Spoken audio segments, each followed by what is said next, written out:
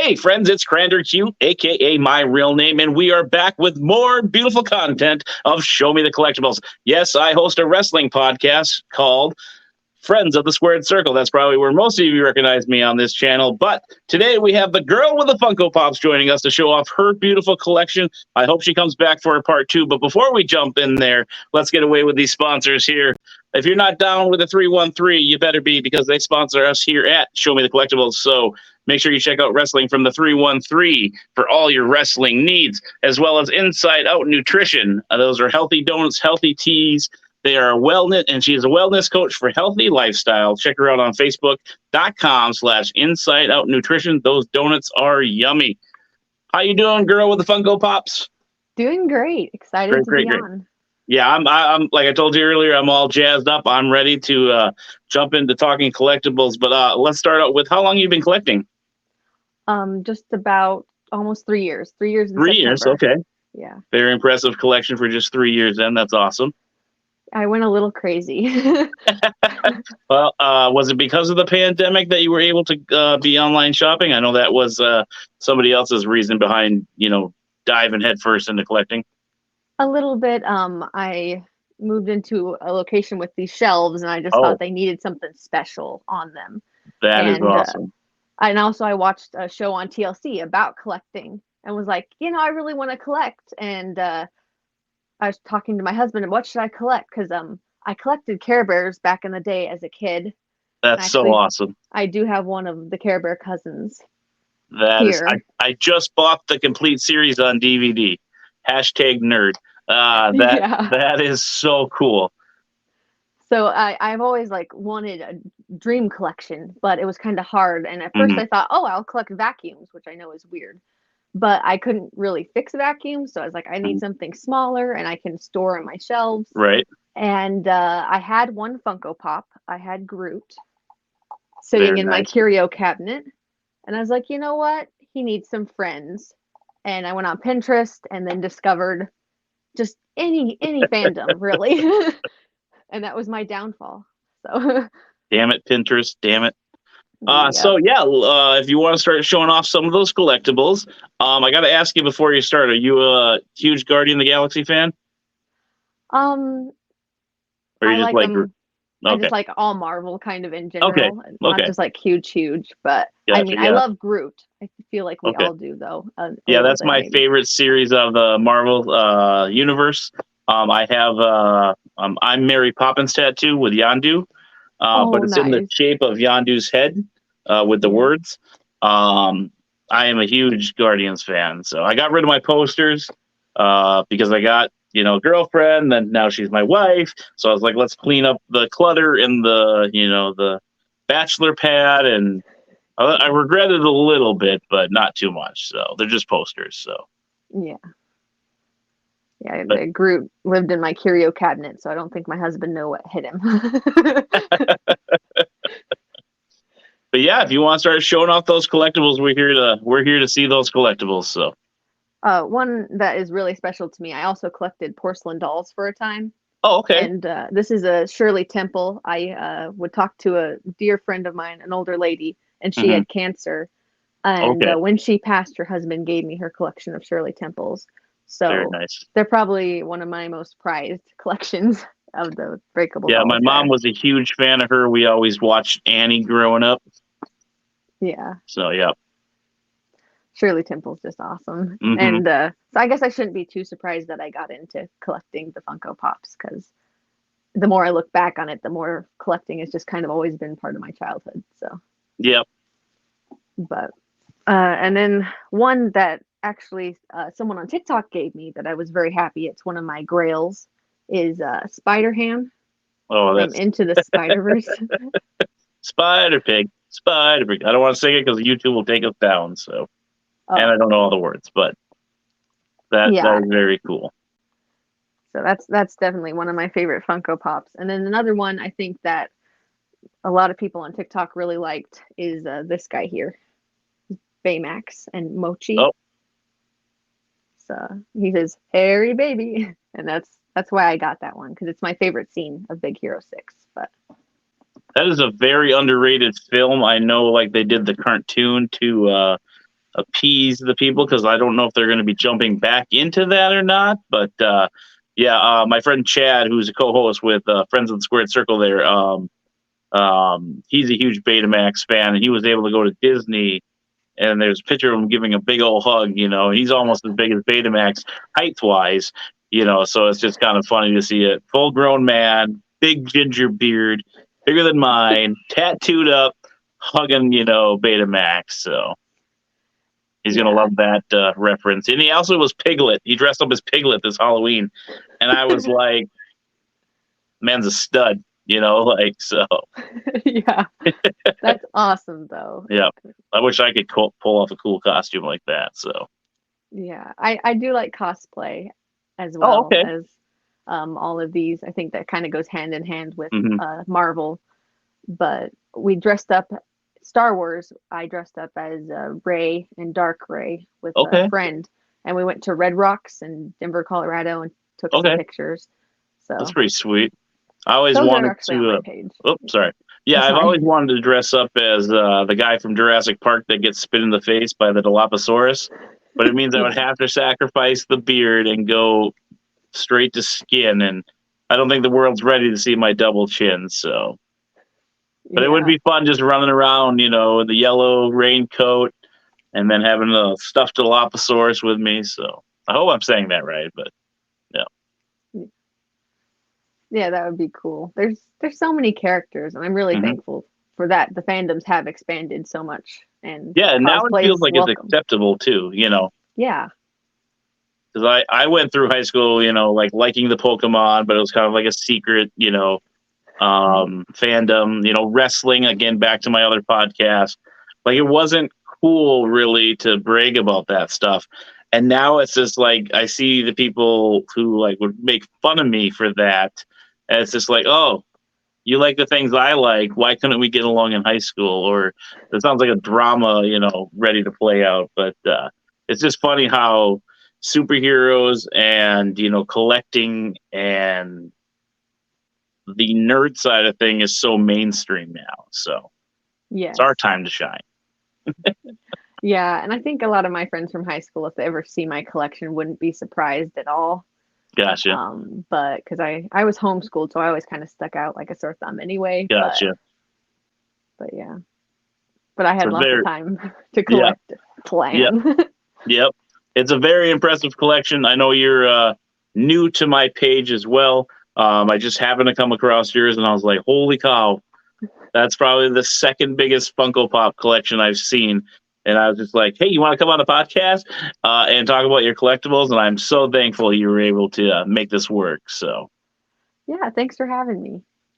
Do you follow a lot of other content creators that collect, or is it just kind of a different algorithm there for you? I do follow a bunch of others, and I'm friends with some, getting started collectors. And I have 3 people who told me that they started collecting because of me. I don't know if I should apologize to their bank account now or later, but hopefully they don't send you the bill. Yeah.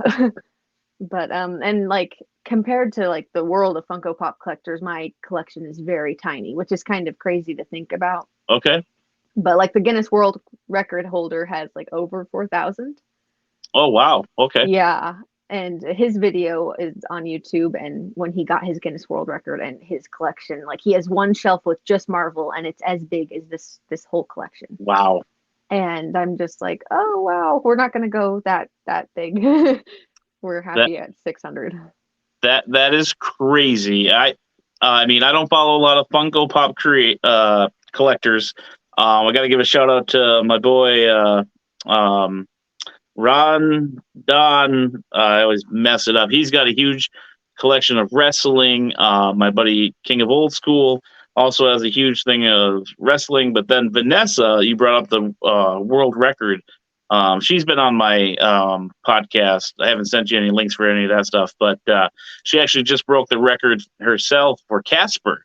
And I was going to ask you off camera, but do you have any Casper so we can get Vanessa all excited to squeal and see the Casper Funko? No, I do not have any Casper. No. That's pretty cool though that she broke the record. as well as him, would there be anything that you would collect that you would try to set a record? I would totally go Jurassic Park crazy, but I've seen some collections out there that there's no way I'm catching them. So, No, I don't think I'm dedicated enough to break a record of, of anything. gotcha. So I'm just happy with the ones I have. And actually, my family, I told them I was just going to get 500. So I've already probably have gone way over that. So yeah. I mean, you're at 600. Why slow down now? So yeah, one of my sisters is like, go for 1,000. That's a good number. right. And the nice thing with that probably too is I'm sure, same with like wrestling figures, comic books. There's got to be a trade market. There's got to be people out there like, hey, you've got something I want. Here's something you need. Let's do a little trade ski. So yeah, and I do have several friends who collect Funko Pops who will text me when there's sales, and okay. if I see one, I'll text them. Mhm. Actually, that's how I got the Baby Yoda. It's a giant one for like $15 off of Amazon because someone was like, "Dude, there's a sale." Yeah, like I told you off camera, the wife just got me the giant Saurus from Jurassic World. She happened to find it at TJ Maxx for I think like $10, and she bought it and brought it home. And I did a little happy dance because one, she bought me a Funko Pop. Two, she was thinking of me. Even though she tells me I don't need to be a completist in my collection, but it's like if I get one of the set, I kind of want to have the rest. I'm really weird like that, so. Yeah, I wish I had that mentality. The collection probably would be more complete if I had that when I started, but we're close to getting everybody all finished. Yeah, and then we have our local wrestler, just to kind of throw it back to that quick. But I buy pretty much all the trading cards that he puts out. He's had like 7 or 8 T-shirts. I have those bought. They're still in the bag, sitting in a drawer in the dresser.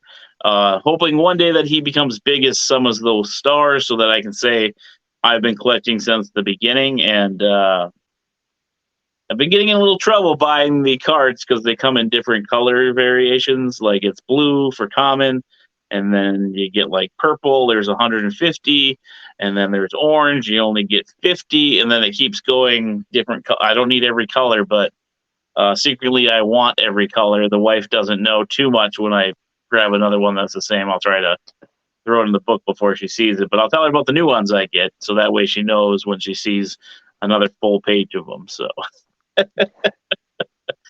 collecting is fun. What can I say? Yes, it's very. But back to you. You are the star of the show. Any more collectibles? Yeah, I do have one. She's a little harder to see.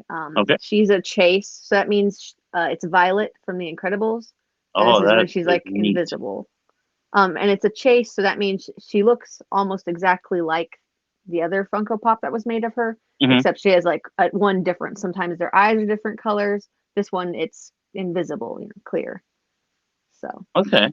Yeah, that's another thing, like I had just gotten some stickers made, and that's one thing I know my buddy always tells me when I'm out looking for figures is, look for the chase. It's a different color, wardrobe. I'm like, okay, if I see that color, I'll text you.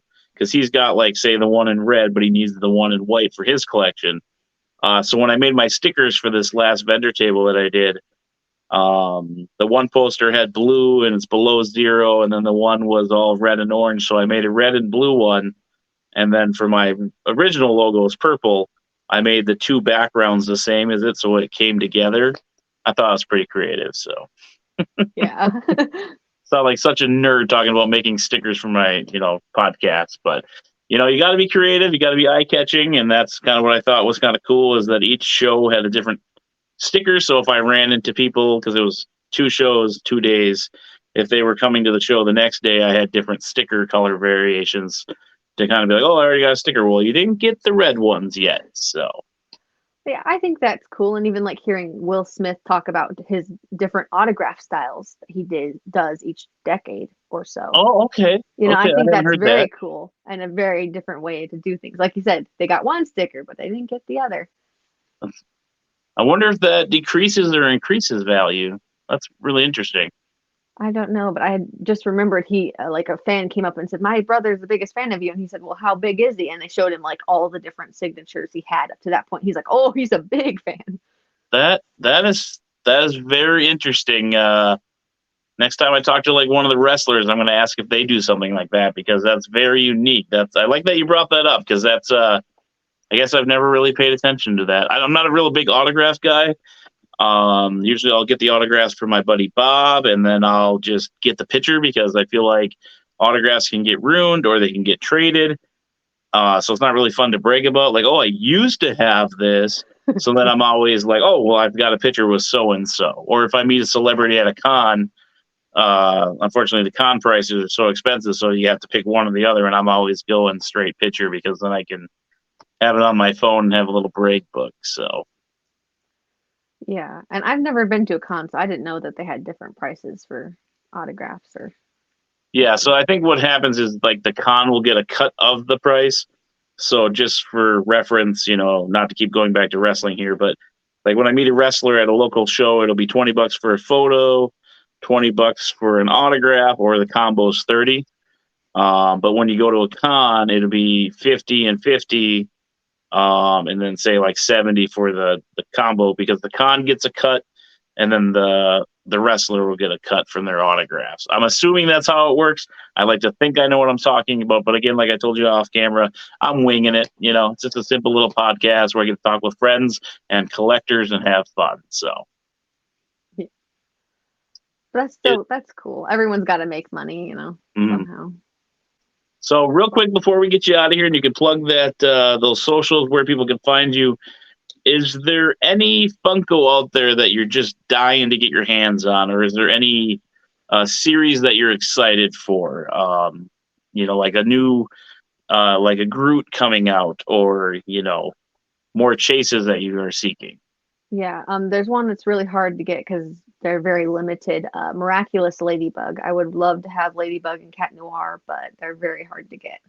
Gotcha. And how much do those usually go for? Last time I looked, Ladybug was sitting at 90 and Cat Noir was 70. So okay, so not too crazy.